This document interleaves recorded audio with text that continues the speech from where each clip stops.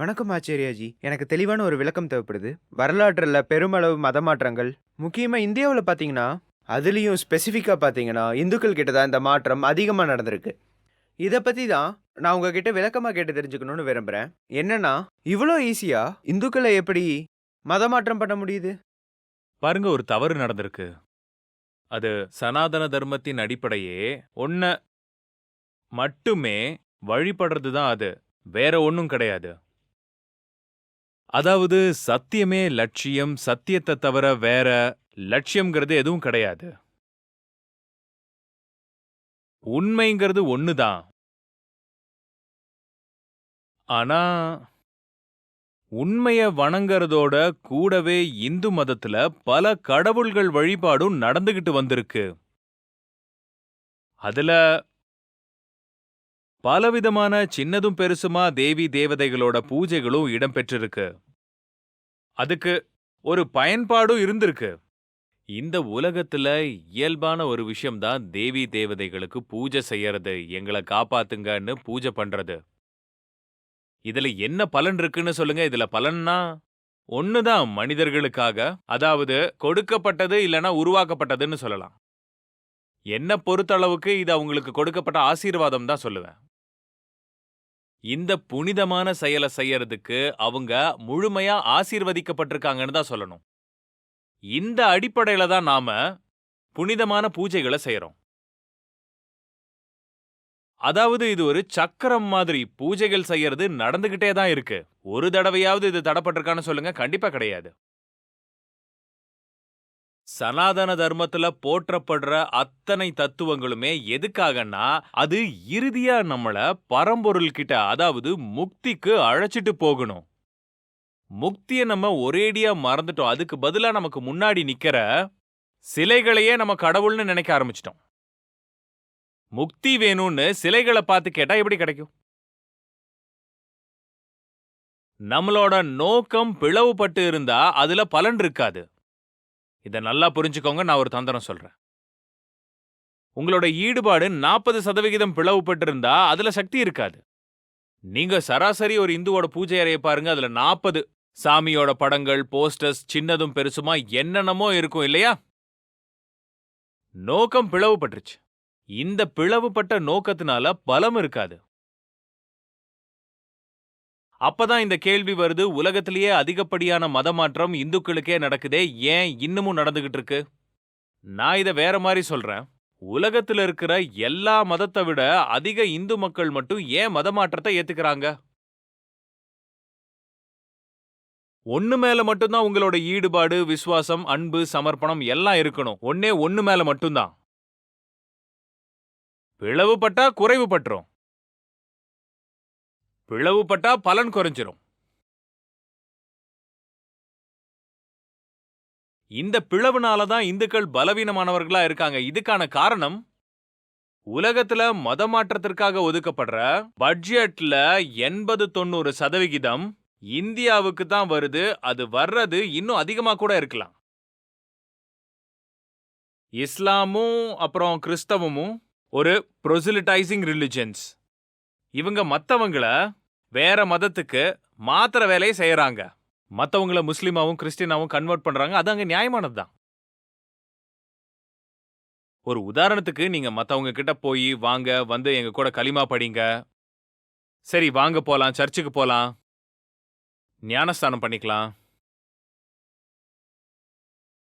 அவங்க எல்லாருக்கும் நல்லாவே தெரியும் இந்துக்களை மட்டும்தான் மதமாற்றம் பண்ண முடியும்னு. வேற யாரும் தயாராவே இல்ல. மத்தவங்க கிட்ட முயற்சி பண்றதெல்லாம் வீண் வேலை. யாரும் இதுக்கு தயாரா இல்ல. ஆனா இந்துக்கள் தயாரா இருப்பாங்க. ஏன்னா இந்துக்கள் மட்டும்தான் ஒரு உண்மை, ஒரு பரம்பொருள் இருக்க வேண்டிய இடத்துல 1000 பொருட்களை பிடிச்சு வச்சிருக்கான். அந்த பொருட்களுக்கு முக்கியத்துவம் கொடுக்கறதுனால தான் இந்துக்கள் பலவீனமாயிடுறாங்க. அது மட்டும் இல்லாம இன்னும் பல விஷயங்கள் கூட சேர்ந்திருக்கு. அதுல ஒண்ணுதான் ஜாதி வழக்கம். நாம செய்யற 50 வகையான சடங்குகளுமே அது கர்ம காண்டத்திலிருந்து வந்தது. அதோட சேர்ந்தது தான் இந்த ஜாதி வழக்கமும். நீங்க உங்கள சேர்ந்தவங்களையே தாழ்ந்தவர்கள், கீழானவர்கள், தலித்துன்னு அறிவிச்சீங்கன்னா அவங்க எதுக்கு இந்த மதத்துல இருக்க விரும்புவாங்க? அவங்க போயிடுறாங்க. நாங்க வேற மதத்தை ஏத்துக்கிறோம்னு சொல்லி போயிடுறாங்க. இதனால நமக்கு என்ன கிடைச்சது? உலகத்துல இருக்க அத்தனை மதங்களும் செய்யற பொதுவான விஷயம் அவங்க மற்ற மதங்கள தாழ்வா நினைப்பாங்க. இது கண்டிப்பா உண்டு. நீங்க ஒரு சராசரி முஸ்லிம பாத்தீங்கன்னா, உள்ளூர ஒரு உயர்வு மனப்பான்மை இருக்கும். முஸ்லிம்கள் உயர்ந்தவங்க, இந்துக்கள் தாழ்ந்தவங்க அப்படின்னு. சீக்கியர்கள் கிட்ட பாத்தீங்கன்னா, அவங்க கிட்டயும் இப்படி ஒரு உயர்வான மனப்பான்மை இருக்கும். நாங்க தான் உயர்ந்தவங்கன்னு. மத்தவங்க எல்லாம் தாழ்ந்தவங்க அப்படின்னு கிறிஸ்துவர்கள் கிட்டயும் இதே மாதிரியான மனப்பான்மை தான் இருக்கு. இந்துக்கள் தனித்துவமானவர்கள். இந்துக்களுக்குள்ளேயே உயர்ந்தவர்கள், தாழ்ந்தவர்கள் அப்படின்னு சொல்றாங்க. இந்துக்கள் உயர்ந்தவங்க, மத்தவங்க எல்லாம் தாழ்ந்தவங்க அப்படிங்கறதெல்லாம் அப்புறம்தான். முதல்ல இந்துக்கள்லயே சில பேர் உயர்ந்தவங்க, சில பேர் தாழ்ந்தவங்கங்கறத புரிஞ்சுக்க சொல்றாங்க. இப்படி ஒரு அற்புதமான சாதனையை செஞ்சு காட்டியிருக்காங்க இந்துக்கள்.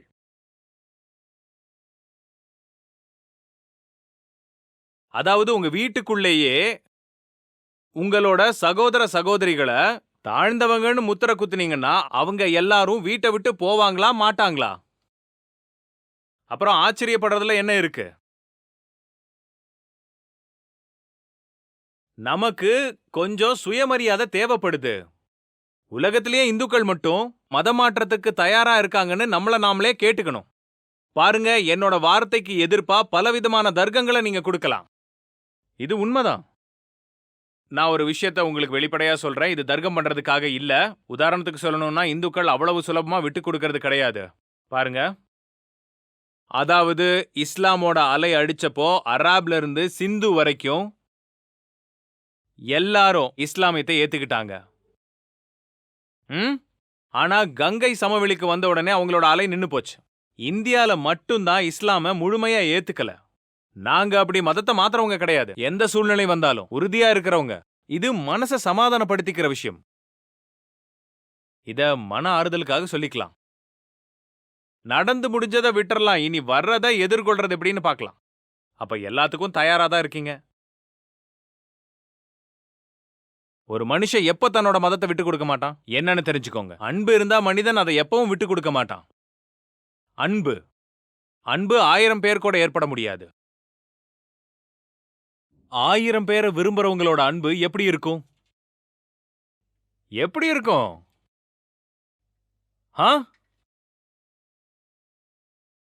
எப்படி இருக்கும்? ஒண்ணு இருக்காது. அன்பே இருக்காது இல்லையா? அன்பு ஒருத்தரோட தான் ஏற்பட முடியும் இல்லையா? சனாதனத்துல ஒரு முகப்பாடு இல்ல. அதனால தான் இப்போ சனாதன தர்மம் இவ்வளவு பலவீனம் ஆயிடுச்சு.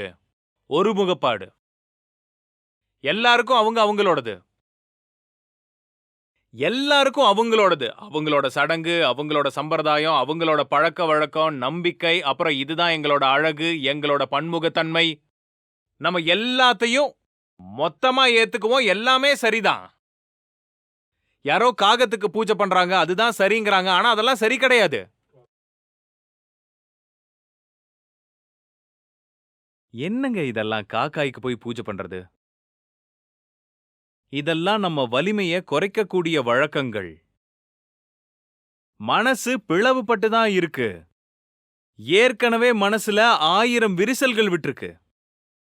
மதம் எதுக்குன்னா உன்னை நோக்கி நம்ம போறதுக்கு தான். அந்த மதமே உங்களை ஒன்றை நோக்கி செலுத்தலனா பலவற்றை நோக்கி செலுத்துச்சுன்னா அப்படிப்பட்ட மதம் உங்களுக்கு ஒருபோதும் சக்தியை கொடுக்க போறது கிடையாது. சொல்றதெல்லாம் உங்களுக்கு புரியுதுங்களா? இதையும் புரிஞ்சுக்கோங்க. நீங்க ஒண்ணு மேல மொத்த கவனத்தையும் செலுத்துறீங்க இல்லையா? அதுவும் எப்படி இருக்கணும்னா அதுக்கு மேல வேற எதுவுமே இருக்கக்கூடாது. இது கொஞ்சம் சூட்சமமான விஷயம். கவனிச்சு கேட்டாதான் புரியும். நான் சொல்றத முழுசா கேக்குறீங்கல்ல? என்னோட இறைவன் ஒருவன் தான். அந்த ஒரு இறைவனுக்கு தான் தலை வணங்குவேன். வேற யாருக்கும் தலை வணங்க மாட்டேன். அப்படியான அந்த இறைவன் எப்படி இருக்கணும்னா, என்னோட அந்த இறைவன் மேலானதுலயும் மேலானவரா இருக்கணும். பியாண்ட் த பியாண்டா இருக்கணும். சரியா? அப்பதான் அந்த இறைவன் கிட்ட இருந்து எனக்கு பலம் கிடைக்கும் இல்லையா? ஒருவேளை என்னோட இறைவன் பத்தி நானே நூத்துக்கணக்கான கதைகளை உருவாக்கி வச்சிருந்தேன்னா அந்த இறைவன் மேல மனசுக்குள்ள எந்த அளவு தான் நம்பிக்கை இருக்கும்? அந்த இறைவனை வச்சு நான் தான் கதைகளை உருவாக்குனேன்னு என் மனசுக்கு தெரியும் இல்லையா? கடவுள்கிட்ட எவ்வளவு சக்தி இருக்கும்னு கதை எழுதுனதே நான் தானே. சொல்லுங்க. அதனால அந்த ஒரு இறைவன், அந்த ஒரு உண்மை, மெய்ப்பொருள் புலன்களை கடந்திருக்க வேண்டியது அவசியமான ஒன்றாகுது. டிரான்சென்டென்டலா இருக்க வேண்டியது அவசியம். அத பத்தி எதுவுமே யோசிக்கவோ சொல்லவோ முடியாத மாதிரி இருக்கணும். எல்லா உபநிடதங்களோட குறிக்கோளுமே அதுதான். அத பத்தி தான் அடிக்கடி பகவத்கீதையிலயும் சொல்லப்பட்டிருக்கு. எதெல்லாம் பத்தி நாம நாவால பேச முடியாதோ, கண்ணால பார்க்க முடியாதோ, காதால கேட்க முடியாதோ, சிலையா வடிக்க முடியாதோ, உருவம் இல்லாததோ, குணம் இல்லாததோ, முற்றிலும் உருவமற்றதோ, அதுதான் சக்தி அளிக்கும் இல்லையா? இந்த சகுனம் உருவம் உள்ளது. இந்த மாதிரி விஷயங்களுக்கு நம்ம எப்படி காரணமா இருக்க முடியும்? உருவத்தோட இருக்கிற எல்லாமே மண்ல உருவாகி மண்ல முடியறது தான். அதை எந்த அளவுக்கு நம்ப முடியும் சொல்லுங்க? நம்ப முடியுமா? யார பத்தியாவது கதைகளை உருவாக்கி சொல்ல முடியும்னா அவங்க நம்மள மாதிரியே ஆகிடுறாங்க இல்லையா? நாம யார் மேல ஒரு முனைப்பான நம்பிக்கையோட இருக்கோமோ அவங்கள பத்தி கதைகளை நம்மனால சொல்லவே முடியாது. அது சொற்களுக்கு அப்பாற்பட்ட விஷயம். நாம யார் மேல நம்பிக்கை வச்சிருக்கோம்னு பாருங்க. நாம நம்ம கதைகள் மேல நம்பிக்கை வச்சிருக்கோம். நம்ம புராண மக்கள் ஆயிட்டோம். நம்ம கிட்ட இருக்கிறதெல்லாம் கதைகள் கதைகள். அந்த கடவுள் அப்படி சொன்னாரு, அவர் அப்புறமா அவங்க கிட்ட போனாரு, அந்த முனிவர் அப்படி செஞ்சாரு, தெய்வத்துக்கு கோவம் வந்துருச்சு, அப்படியாச்சு இப்படியாச்சு. இந்த கதைகள்ல இருந்தெல்லாம் நமக்கு சக்தியா கிடைக்கும்? அதனால தான் நமக்கு சோதனை காலங்கள் வர்றப்ப இந்துக்கள் தங்கள பலவீனமா உணர்றாங்க. ஏன்னா அவங்க கிட்ட இருக்கிறதெல்லாம் வெறும் கதை தான்.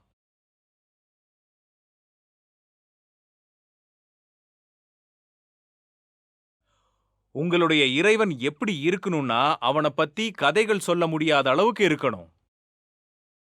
எங்கிருந்து வந்தா, எங்க போனா எதுவுமே சொல்ல முடியாத அளவுக்கு இருக்கணும்.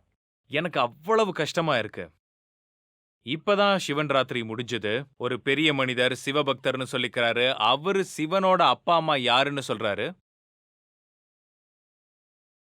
அந்த காயத்தோட ஆழத்தை என்னால வர்ணிக்கவே முடியல. அந்த ஆதி அந்தமற்ற மேலான பரம்பொருளுக்கே தாய் தகப்பன உண்டு பண்ணிட்டீங்களே ஐயா. யாருக்காவது பெத்தவங்க இருந்தா அவங்களும் உங்கள மாதிரி ஆயிடுறாங்கல்ல. அவங்களுக்கு ஜனனம்னு ஒன்னு இருந்தா மரணமும் உண்டு. மரணம் இல்லனா அவங்க எப்படி எல்லையற்றவங்களா ஆக முடியும்? எல்லையற்றதா இல்லனா உங்களுக்கு எல்லையற்ற பலத்தை எப்படி தர முடியும்? அதாவது இந்தியர்கள் ஒரு மிகப்பெரிய தவறு செஞ்சிருக்காங்க. அது என்னன்னா பரமசக்தியையும் நம்ம கதைக்கான பொருளா பண்ணிட்டோம். ரொம்ப நாசம் பண்ணிட்டோம். நம்ம ரொம்ப ஆட ஆரம்பிச்சிட்டோம். இப்படி எல்லாம் சொல்றதுக்கு நமக்கு சந்தோஷமா தான் இருக்கும். அப்புறம் சிவனே என்ன சொன்னாருன்னா, அப்புறம் புராண கதைகள் நிரம்பி வழிய ஆரம்பிச்சிரும். அப்புறம் சிவனே அழ ஆரம்பிச்சிட்டாரு. நம்மளுடைய ஆராதனைக்குரியவங்கள கூட நம்மள மாதிரி ஆக்கிட்டோம். நீங்க ஆராதனை செய்யக்கூடிய கடவுளவே உங்கள மாதிரி மாத்தி வச்சிருந்தா உங்களுக்கு எப்படி உதவி செய்வாரு?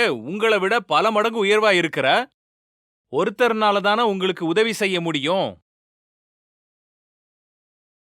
அதுல ஒரு சந்தோஷம். அகங்காரத்துக்கு ஒரு சமாதானம் கிடைக்குது இல்ல? பாருங்க, நம்மளோட கடவுள் நம்மள மாதிரியே இருக்காருல்ல.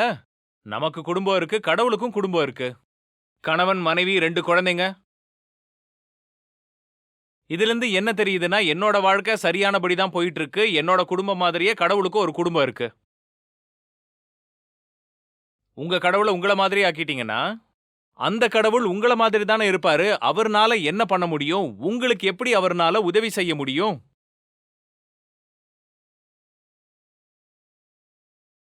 எத்தனை கதை பார்த்திருப்பீங்க. அதுல என்ன சொன்னாங்க? நமக்கு இதுல தான் சந்தோஷமே. நாம நம்ம ஆராதனைக்குரியவங்கள காசிப்கான விஷயங்களா மாத்தி வச்சிருக்கோம். அப்புறம் தேவி மென்மையாக புன்னகித்தாள். நீங்க பாத்தீங்களா எப்படியெல்லாம் பேசுறாங்க? இந்த பாகவதம் அப்புறம் இன்னும் சில கதைகள் எல்லாம் இருக்கு. அங்க கதா காலக்ஷேபம் பண்றவங்க என்ன பண்றாங்க? அப்ப பார்த்து அந்த கோபியோட முந்தானை கொஞ்சம் விலகுச்சு. என்ன பண்ணிட்டு இருக்கீங்க?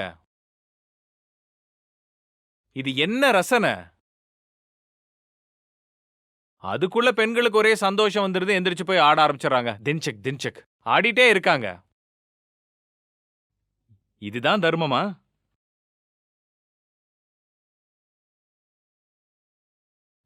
இதனால சக்தி கிடைக்குமா? இந்த தர்மத்தை நம்பி வாழ்க்கை படகுங்கிறது கரையேறுமா? கீதைக்கும் அர்த்தம் இல்ல, உபநிடதங்களுக்கும் அர்த்தம் இல்லாம போயிடுது. ஒரே ஒரு சத்தியம்தான், ஆனா அதுக்கும் எந்த அர்த்தமும் கிடையாது. கதைகள், புனைவுகள், ஆட்டம் பாட்டம். ஆடுங்க. இந்த ஆட்டமும் பாட்டமும் நம்மளுக்கு எடுத்து குட்டிச்சவராக்கி இருக்கு. இந்த ஆட்டம் பாட்டம் எல்லாம் எப்ப ஆரம்பிச்சதுன்னு உங்களுக்கு தெரியுமா? ம் கதை கொஞ்சம் வேற பக்கமா திரும்புது. ஆர்வம் இருந்தா சொல்லுங்க, சொல்றேன். அதாவது சனாதன தர்மத்துல இதெல்லாம் இருந்ததே இல்ல.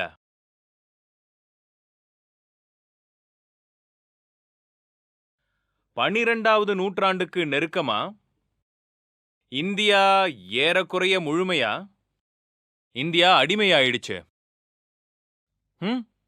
இதுக்கெல்லாம் 200 வருஷத்துக்கு முன்னாடியே ஆக்கிரமிப்புங்கிறது ஆரம்பமாயிடுச்சு. 12ஆம் நூற்றாண்டு நெருங்குறப்ப டெல்லியை ஆக்கிரமிச்சிட்டாங்க. பாத்தீங்கன்னா ஆக்கிரமிப்பாளர்கள் கிட்ட அரசியல் காரணங்கள் இருந்தது, பொருளாதார நோக்கம் இருந்தது, அதோட சமய நோக்கமும் இருந்தது. சரிங்களா? பொருளாதார நோக்கத்துக்கான காரணம் என்னன்னா, இங்க இருக்கிற செல்வங்களை கொள்ளையடிக்க நினைச்சாங்க. அரசியல் காரணம் என்னன்னா, தங்களோட ஆட்சி பகுதியை விரிவுபடுத்த நினைச்சாங்க. அதுக்கப்புறம் அவங்க என்ன பண்ணாங்க தெரியுமா? இந்த துருக்கியர்கள், அரபு நாட்டை சேர்ந்தவங்க, மங்கோலியர்களை பாத்தீங்கன்னா இவங்க மாதிரி அவங்களும் ஆக்கிரமிப்பு செஞ்சாங்க. அப்புறம் முகலாயர்களுக்கு மதம் சம்பந்தமான காரணங்களும் இருந்துச்சு. இதெல்லாம் மறுக்கவே முடியாது. அவங்க மத கொடுமைகளையும் செஞ்சாங்க. இந்திய பொதுமக்கள் அடக்குமுறைக்கு உள்ளாக்கப்பட்டாங்க. பாவம், அவங்க முதுகெலும்பே உடைஞ்சு போச்சு. முதுகெலும்பு உடைஞ்சு போச்சுன்னா உங்களால கீதையெல்லாம் படிக்க முடியாது. ஏன்னா கீதையே எழுந்திரு யுத்தம் செய்யன்னு சொல்லும். உயிரே போனாலும் பரவாயில்ல, நீ எழுந்து யுத்தம் செய்யன்னு கீதையே சொல்லும். அதுக்கப்புறமா ஒரு 14வது இல்ல 15வது நூற்றாண்டுல ஒரு மிகப்பெரிய துர்பாக்கியமான சம்பவம் இந்தியாவுல நடந்துச்சு. நாம கீதைய ஒதுக்கி வச்சுட்டு ஆடுறதையும் பாடுறதையும் கிருஷ்ணனோட இணைச்சு விட்டுட்டோம். ஏன்னா கீதைய தொடரதே கஷ்டமா இருந்துச்சு. மங்கோலியர்கள் இருந்தாங்க, முகலாயர்கள் இருந்தாங்க, முஸ்லிம்கள் இருந்தாங்க. நீங்க எப்படி கீதையை படிப்பீங்க? கீதையோ யுத்தம் செய்யன்னு சொல்லுது, செஞ்சா செத்து போயிடுவீங்க. அதனால கீதையை ஓரமா வச்சிட்டோம். அப்புறம் தான் இந்த பாகவத புராணத்துக்கு முக்கியத்துவம் கொடுக்க ஆரம்பிச்சோம். ஏன்னா அது வசதியா இருந்துச்சு. அதுல என்ன இருந்துச்சு? ராசலீலை. ஆடி பாடுங்க. இப்படி ஆடி பாடுறதுன்னு ஒரு கல்ட்ட உருவாக்கிட்டோம். அதோட காரணம் இதுதான். துணிச்சல் இல்லாம இருந்துச்சு.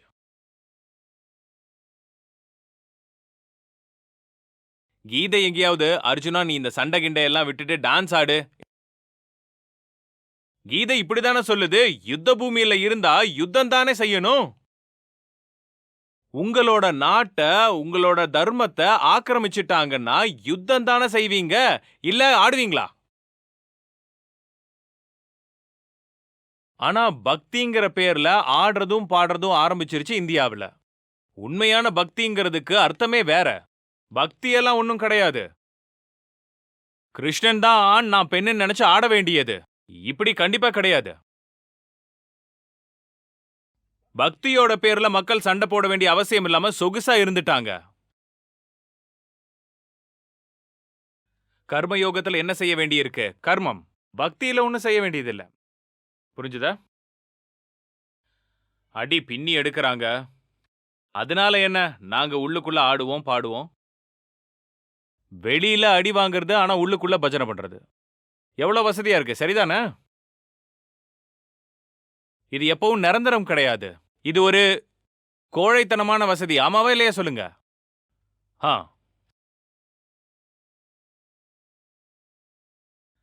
அப்புறம் கீதை பின்னோக்கி போயிடுச்சு.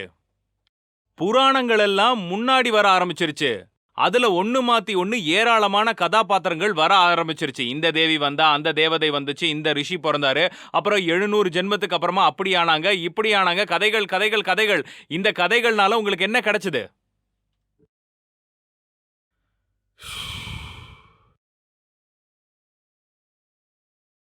இப்போ இந்தியாவுல நடைமுறையில பாத்தீங்கன்னா, கிருஷ்ணரோட வழிய பின்பற்றணும்னு சொல்றவங்க கூட என்ன சொல்லுவாங்கன்னா, கீதையை விட பாகவத புராணத்துக்கு தான் அதிக மகத்துவம் இருக்குன்னு சொல்லுவாங்க.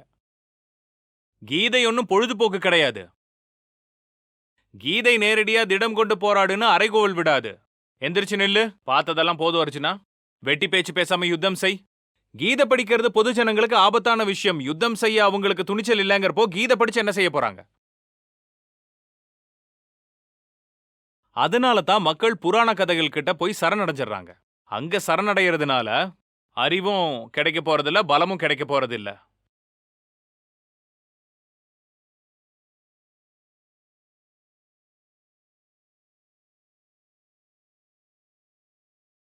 சொல்றது புரியுதுங்களா?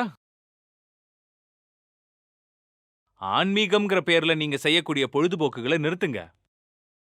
ஆன்மீகம்ங்கிறது ஒரு தவம். ஆன்மீகம் அப்படிங்கிறதுக்கான பொருள் வாழ்க்கைய குருக்ஷேத்திரம்னு எடுத்துக்கிறது. குருக்ஷேத்திரம். சரி, யோசிச்சு பாருங்க, நம்ம கீதைக்கு மகத்துவம் கொடுத்திருந்தா நம்மளோட புனித தலமா எது இருந்திருக்கும்? சொல்லுங்க. மதுரா பிருந்தாவனத்தை விட அதிக மகத்துவம் குருக்ஷேத்திரத்துக்கு இருந்திருக்காதா? ஒருவேளை கீதையை நம்ம மதிச்சிருந்தோம்னா யாராவது குருக்ஷேத்திரத்துக்கு போறாங்களா? கீதை பிறந்த இடத்தோட நமக்கு எந்த சம்பந்தமும் கிடையாது. நமக்கு தேவை என்ன?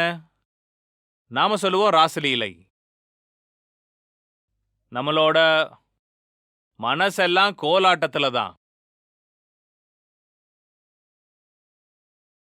குருக்ஷேத்திரத்துக்கெல்லாம் அர்த்தமே இல்ல.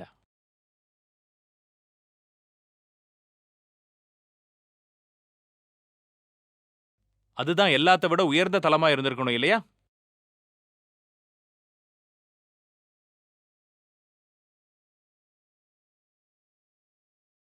நம்ம வாழ்க்கையே ஒரு யுத்த பூமி, வாழ்வே ஒரு குருக்ஷேத்திரம்.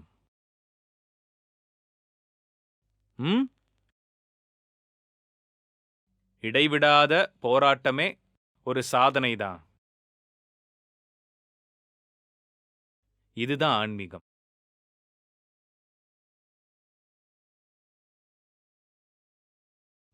பலம் தோள்கள்ல எப்பவும் இல்ல. அர்ஜுனனுக்கு பாத்தீங்கன்னா வலிமையான தோள்கள் இருந்துச்சு. அந்த தோள்களை உடைய அவனால வில்ல கூட தூக்க முடியல.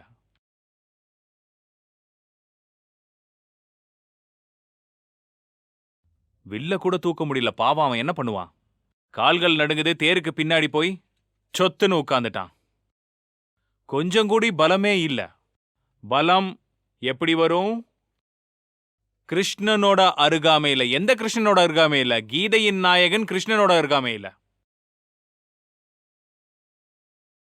முழுமையான பலம்ங்கிறது எப்ப வரும்? சாங்கி யோகம் படிச்சு முடிச்சாதான் வரும். இல்லனா பலம் வராது. அதனால செயலை பத்தி பேசுற. கர்மயோகம் படிக்கிறப்பவும் பலம் வரும். அங்கிருந்து பலம் எழும். அப்படி ஒரு பலம் வந்தா யாருக்கும் உங்களை மதமாற்றம் செய்யறதுக்கான துணிச்சல் வராது. நீங்க எங்களோட உயிரை வேணா பறிச்சுக்க முடியும், ஆனா கிருஷ்ணரை ஒருபோதும் எங்க கிட்ட இருந்து பிரிக்க முடியாது.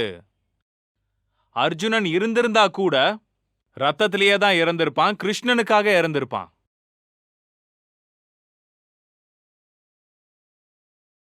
உண்மையிலேயே கீதையோட வாழ்றவங்கள மதமாற்றமெல்லாம் பண்ண முடியாது. அதை விட்டுட்டு ஆடுறதும் பாடுறதுமா இருந்தீங்கன்னா எப்ப வேணா வேட்டைக்கு இரையாயிடுவீங்க. இது வரலாற்றுல நடந்திருக்கு, இப்பவும் நடந்துட்டு இருக்கு.